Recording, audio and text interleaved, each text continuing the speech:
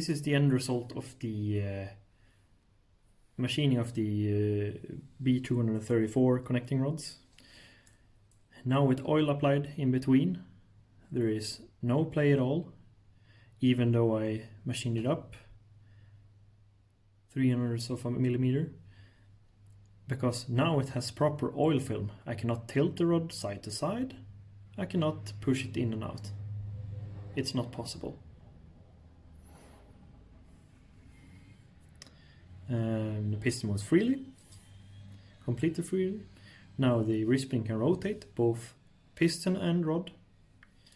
Eases the bearing load, eases the side load on the cylinder bores and the ring wear. Quite simple. This is how you build an engine.